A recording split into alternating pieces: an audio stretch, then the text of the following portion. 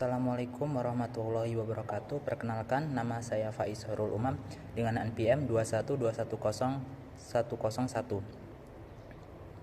Di sini saya akan mempresentasikan hasil makalah dari kelompok 8 yang berjudul Hubungan Antara Moral dan Hukum dalam Islam. Yang pertama, makna hukum dan moral. Term hukum yang digunakan dalam bahasa Indonesia saat ini berasal dari kata hukum yang berarti norma atau kaidah, akidah, yakni aturan, tolak ukur, patokan, pedoman yang dipergunakan untuk menilai tingkah laku manusia dan benda. Secara etimologis, kata hukum bersumber dari kata hakama yang berarti menolak. Terbentuklah kata al-hakamu yang berarti menolak kezaliman atau penganiayaan. Manusia berkehendak untuk berlaku baik terhadap sesama manusia yang bermuara pada suatu pergaulan, mendorong orang-orang untuk membuat suatu aturan hidup bersama yang sesuai dengan prinsip-prinsip moral tersebut. Hal ini dilaksanakan dengan membentuk suatu sistem norma-norma yang harus ditaati orang-orang yang termasuk suatu masyarakat tertentu. Secara etimologis, moral berasal dari bahasa Belanda moral yang berarti kesusilaan budi pekerti. Sedangkan menurut WJS Poewarderminta, moral berarti ajaran tentang baik buruk perbuatan dan kelakuan. Dalam Islam, moral dikenal dengan istilah akhlak. Al-Ghazali dalam Ihya Ulumuddin menerangkan tentang definisi akhlak sebagai berikut. Akhlak adalah perilaku jiwa yang dapat dengan mudah melahirkan perbuatan-perbuatan tanpa memerlukan pemikiran dan pertimbangan. Apabila perilaku tersebut mengeluarkan beberapa perbuatan baik dan terpuji, baik menurut akal maupun tuntutan agama, perilaku tersebut dinamakan akhlak yang baik. Apabila perbuatan yang dikeluarkan itu jelek, maka perilaku tersebut dinamakan akhlak yang jelek. Dalam beberapa hal antara etika dan moral memiliki perbedaan. Pertama, kalau dalam pembicaraan etika untuk menentukan nilai baik atau buruk perbuatan manusia menggunakan tolak ukur akal pikiran atau rasio. Sedangkan dalam pembicaraan moral, tolak ukur yang digunakan adalah norma-norma yang tumbuh dan berkembang dan berlangsung di masyarakat.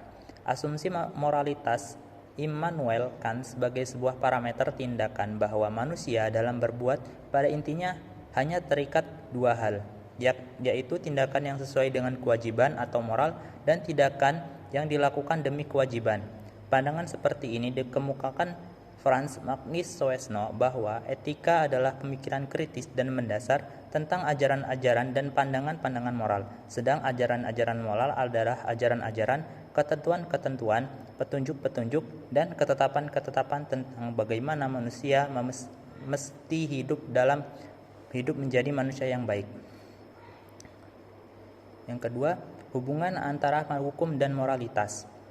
Ada sisi pandangan yang berbeda antara kehidupan masyarakat yang sederhana dengan masyarakat yang memiliki taraf kehidupan yang telah maju dalam menempatkan konsep moral. Pada masyarakat yang masih sederhana, norma susila atau moral telah memadai untuk menciptakan ketertiban dan mengarahkan tingkah laku anggota masyarakat dan menegakkan kesejahteraan dalam masyarakat. Kesusilaan memberikan peraturan-peraturan kepada seseorang supaya menjadi manusia yang sempurna. Hasil dari perintah dan larangan yang timbul dari norma kesusilaan itu bersandarkan kepada kebebasan pribadi seseorang. Hazairin menyatakan bahwa hukum tanpa moral adalah kezaliman, moral tanpa hukum adalah anarki dan utopia yang menjurus kepada peri kebinatangan. Hanya hukum yang dipeluk oleh kesusilaan dan berakar pada kesusilaan yang dapat mendirikan kemanusiaan. Dalam masyarakat yang terikat dengan kebiasaan, ada transformasi berangsur-angsur tingkah laku sosial menjadi kebiasaan hukum, dari kebiasaan menjadi rumusan legislatif, sementara pendapat yang menyatakan hukum itu terpisah dengan moral adalah sebagaimana yang dinyatakan oleh Hans Kelsen. Menurutnya, hukum itu harus dibersihkan dari anasir-anasir yang tidak yudis, etis, sosiologis, politis, dan sebagainya. Hukum dan moralitas dalam pandangan Islam. Hukum Islam adalah seperangkat peraturan-peraturan berdasarkan wahyu Allah dan sunnah Rasul tentang tingkah laku manusia mukallaf yang diakui dan diyakini berlaku dan mengikat untuk semua umat yang beragama Islam. Islam berbeda dari agama-agama lain karena Islam tidak mengkhotbahkan spiritualitas yang mandul. Dalam Islam, hukum dan moral tidak bisa dipisahkan satu sama lain. Berdasarkan fungsi utama, hukum Islam mengklasifikasikan tindakan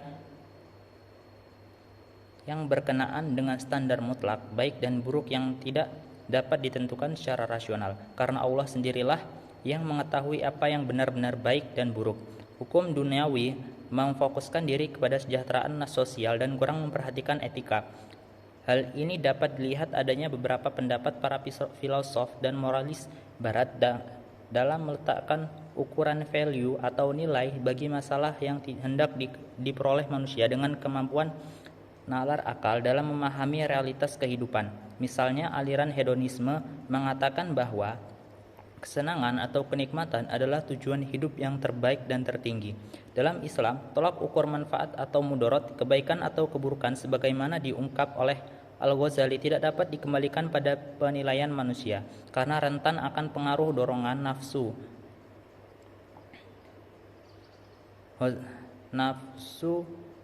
insaniyah, namun harus merujuk pada kehendak syara yang pada intinya terangkum pada apa yang disebut dengan al-mabadi'ul al-khamsah. Jadi kemaslahatan yang dicapai tidak boleh bertentangan dengan universalitas nilai yang dikandungnya. Walaupun menurut akal manusia hal itu dianggap baik. Menurut ahli fikih dari kalangan asyariah pada umumnya, jika dalil nakli bertentangan dengan pemahaman akal,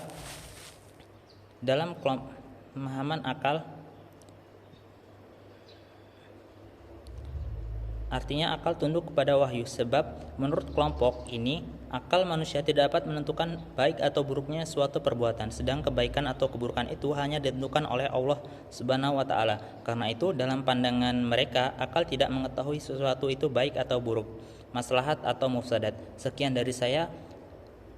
Wassalamualaikum warahmatullahi wabarakatuh.